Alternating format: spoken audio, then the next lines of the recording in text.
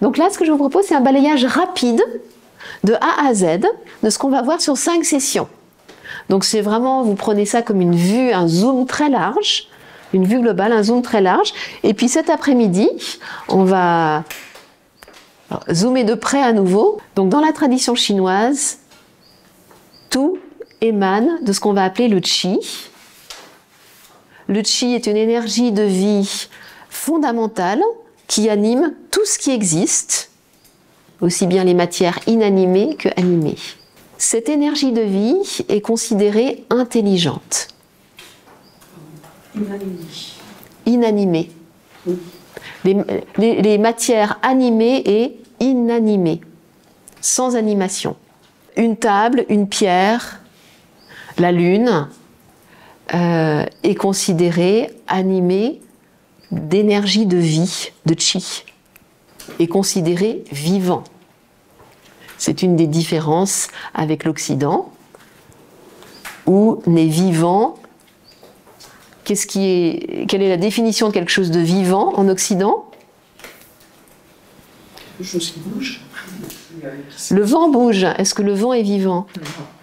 Les molécules bougent, l'air bouge. Est-ce que l'air est considéré vivant en Occident? C'est animal ou... Qui respire. Qui respire. Qui respire. Animal. Qui se reproduit. Qui se reproduit. Donc, est-ce que cette table peut se reproduire? Non, pas toute seule.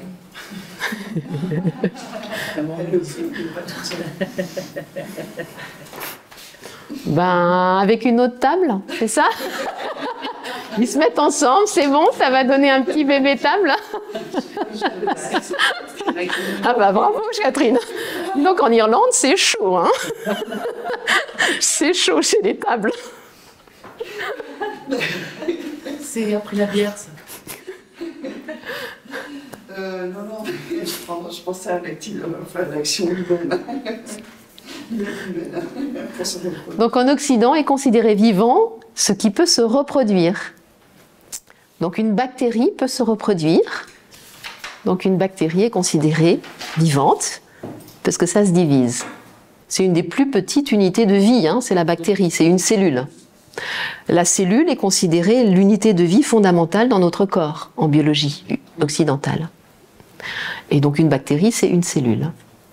Mais le qi, lui, considère tout ce qui existe est animé de qi, est animé de cette énergie de vie intelligente. Donc nous sommes animés d'une énergie de vie intelligente.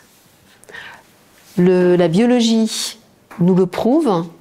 Tous les jours, nous nous levons le matin avec un cœur qui a fait son travail, le poumon qui a fait son travail, les muscles, tout le monde, tout ce petit monde a fait son travail. De temps en temps, il y a un petit hic, oui, il y a une petite douleur, une lombalgie, il y a des fois une petite brûlure, il y a un petit hic quelque part, mais globalement, tout a fonctionné sans qu'on s'en occupe trop. Vous êtes d'accord? À mon sens, ça prouve que nous sommes animés d'une énergie de vie intelligente pour maintenir l'homéostasie, déjà sur le plan corporel. Et tout ce qui existe est animé de cette énergie de vie par définition intelligente.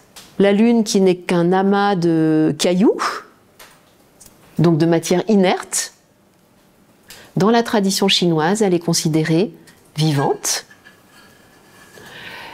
Elle a une grande influence sur la Terre, puisqu'elle engendre les marées.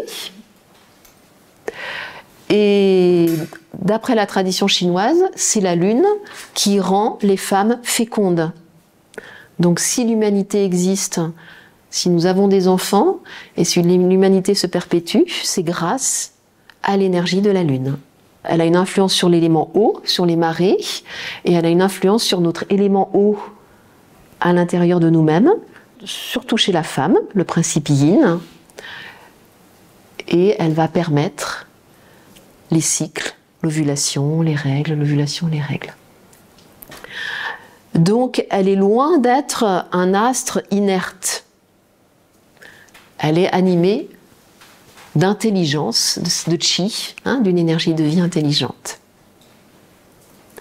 Le vent, le feu, l'air, les pierres, les cailloux, les montagnes, une table, un ordinateur, une chaise,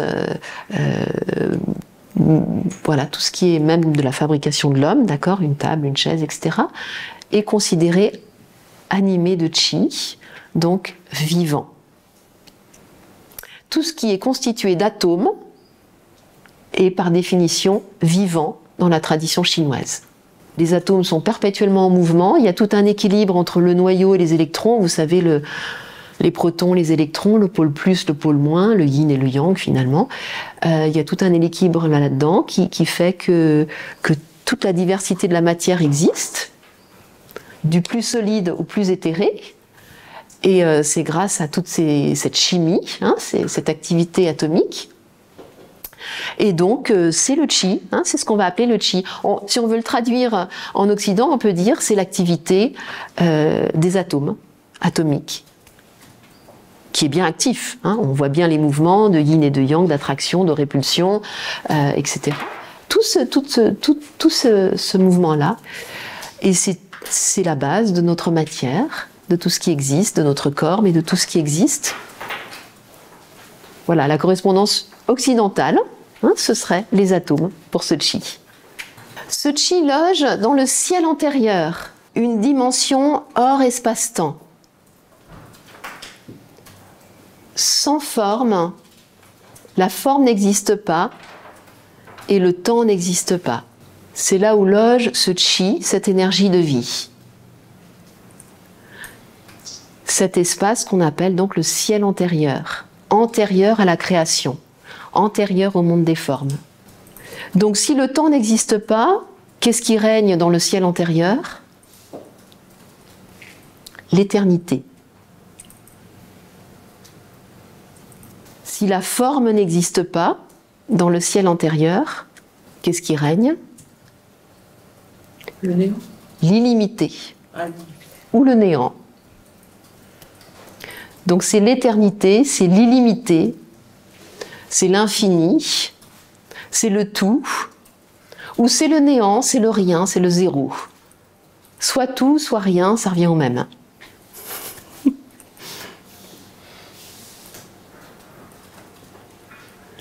C'est ce qu'on va appeler le ciel antérieur, une dimension hors espace-temps.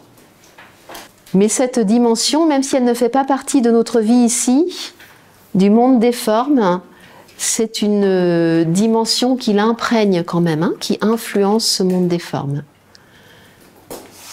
Donc nous pouvons, dans notre accompagnement de la personne, nous pouvons prendre en compte cette dimension du ciel antérieur, on verra comment, hein, mais on peut le prendre en compte.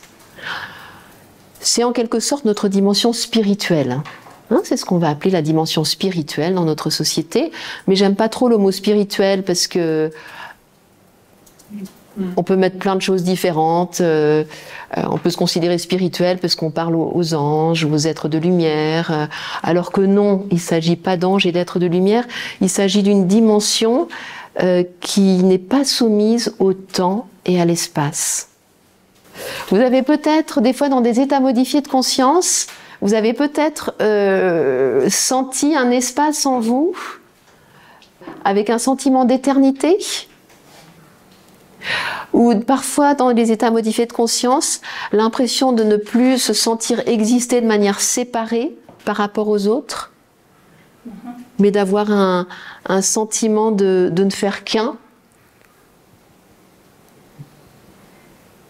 Donc ça, par exemple, hein, c'est des expériences qui se rapprocheraient de ce ciel antérieur.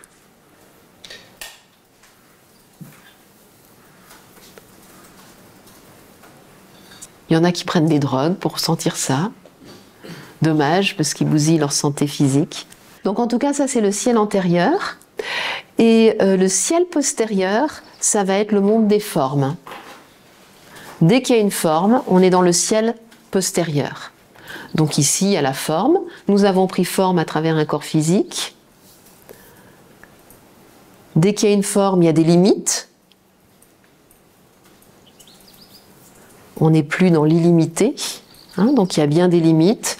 Ça c'est mon corps, ça c'est ton corps. Ça c'est moi, ça c'est la table. Ça c'est chez moi, ça c'est chez toi. Ça c'est la France, il y a la douane et ça c'est l'Allemagne. Il y a des limites, des territoires, des limites. On n'est plus dans l'illimité. Et dans le ciel postérieur, il y a la notion du temps aussi. Avec la forme vient la distance. Il y a une distance entre moi et Annie, par exemple, ou moi et Alexandra. Donc, dès qu'il y a une forme, il y a aussi une spatialité qui se met en place, et donc la distance. Et s'il y a de la distance, le temps émerge. Il faut du temps pour parcourir cette distance. Donc le ciel postérieur est une dimension soumise à l'espace et au temps. L'espace, il y a de la forme, il y a des territoires, il y a mon espace intérieur, intracorporel, il y a mon espace extracorporel. Et le temps, cette forme, elle est soumise au temps.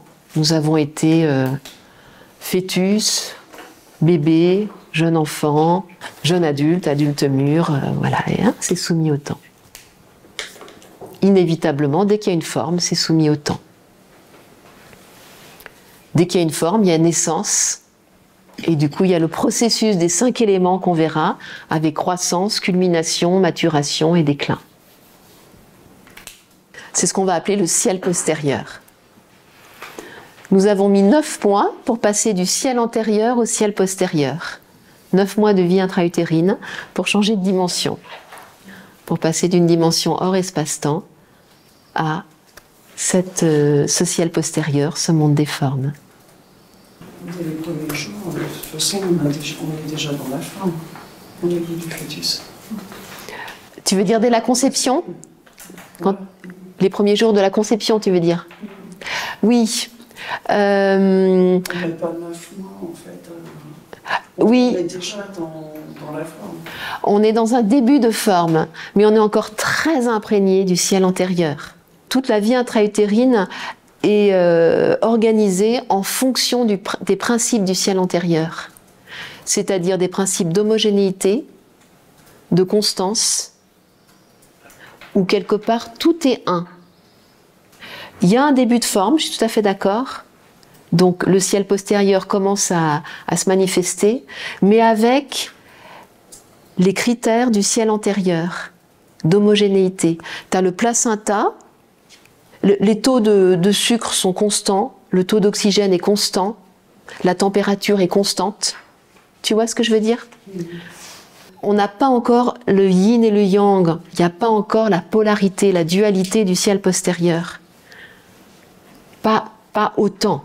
Ça commence de plus en plus, mais pas autant. Il y a 9 mois pour passer de cet état où tout est un, jusqu'à la naissance où là nous rentrons pleinement dans le ciel postérieur, c'est-à-dire dans le monde de la polarité, de la dualité. Dans la vie intra-utérine, le yin et le yang, c'est très modéré, parce que c'est un milieu de constance. C'est comme ça que la nature l'a prévu. La vie intra-utérine, c'est température égale. Le nouveau-né, quand il vient au monde, il est complètement soumis au froid, au chaud, il faut le couvrir, il faut le découvrir, il faut constamment qu'il y ait quelqu'un pour s'occuper de sa température. Dans le milieu intra-utérin, la biologie s'en occupe d'elle-même, si tu veux, personne n'a besoin de s'en occuper, parce qu'il y a cette influence du ciel antérieur. Donc la vie intra-utérine, elle est là, je dirais, c'est comme ça que je le comprends, pour que l'être en formation s'imprègne de ces qualités du ciel antérieur, du un, de l'unité, dans la forme, c'est-à-dire dans la diversité, dans la différence. Même si on comprend effectivement cette notion du un, il suffit d'être dans la nature, mais j'arrive pas à... C'est mon côté cartésien. Alors ce ciel antérieur, effectivement, c'est difficile à appréhender, c'est vrai. Il échappe en tout cas au mental. Notre mental n'est pas capable de comprendre la vie et n'est pas capable de comprendre le ciel antérieur. Le mental est très bien, mais il a ses limites. C'est pas lui qu'il faut solliciter pour comprendre le ciel antérieur. Il y a 30 ans, c'était compliqué de parler de ce ciel antérieur et de ce chi primordial. Mais maintenant, la physique quantique a été vulgarisé. Et en physique quantique, on parle d'une dimension qui est subatomique, c'est-à-dire l'infiniment petit. Les scientifiques qui ont étudié l'infiniment petit, les particules atomiques, ils ont réalisé que ces particules ne fonctionnent pas avec les lois de la physique classique de Newton. Et c'est déroutant, là aussi, hein, la physique en est déroutée. Comment ça se fait que les toutes petites particules qui composent nos atomes échappent aux lois de la gravité, de cause à effet? Le ciel antérieur, c'est les lois, j'ai envie de dire, de la physique quantique, c'est-à-dire de l'infiniment petit. Et si vous étudiez des livres de vulgarisation de cette physique quantique, qui décrit le fonctionnement de cet infiniment petit, de ces particules subatomiques, hein, plus petits que l'atome, eh bien, c'est le ciel antérieur. C'est le ciel antérieur. Dans le monde tout petit, hein, microscopique, encore plus petit que l'infiniment petit, la subatomique, il n'y a ni onde ni particules. Hein.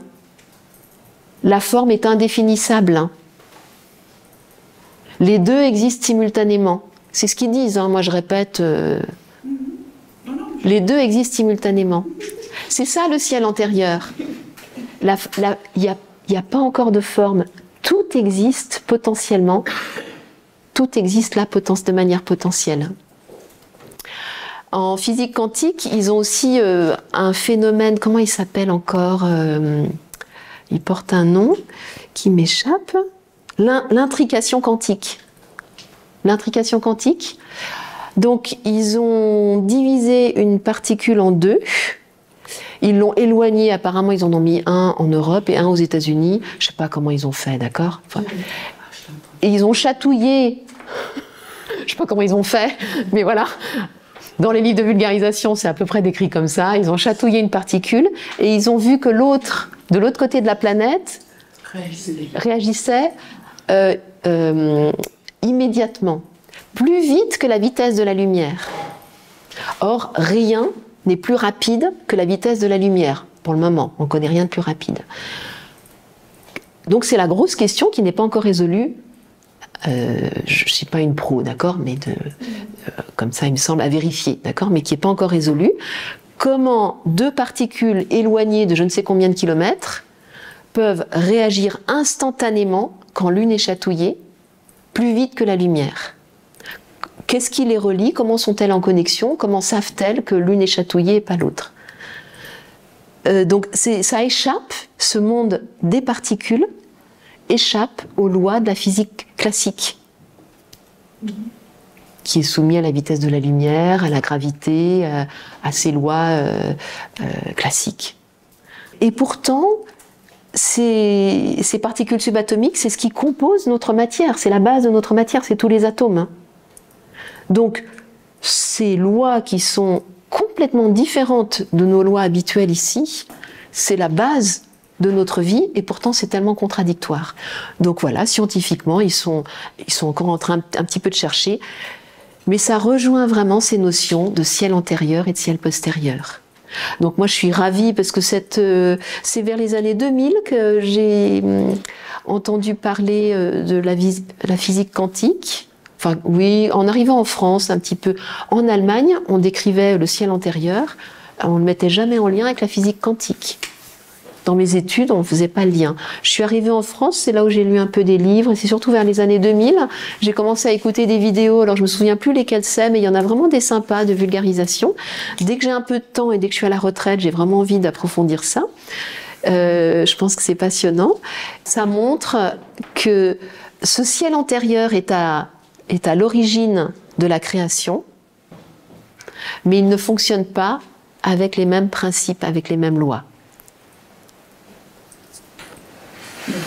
Ça va, Catherine, pour ton esprit cartésien? Est-ce que j'ai pu y répondre un petit peu? Alors? Oui, non, non. Oui, non, non. Ah, bon.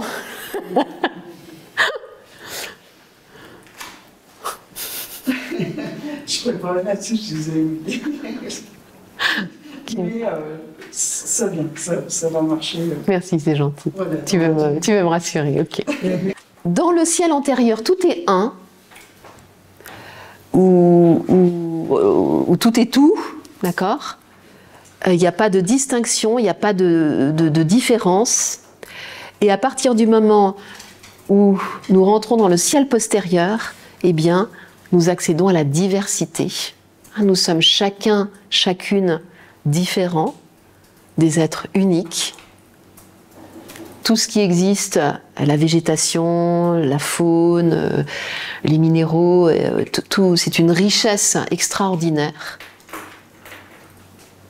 grâce à ce monde des formes. On peut faire de cette richesse un problème, on peut rendre cette richesse une complexité, ce serait dommage.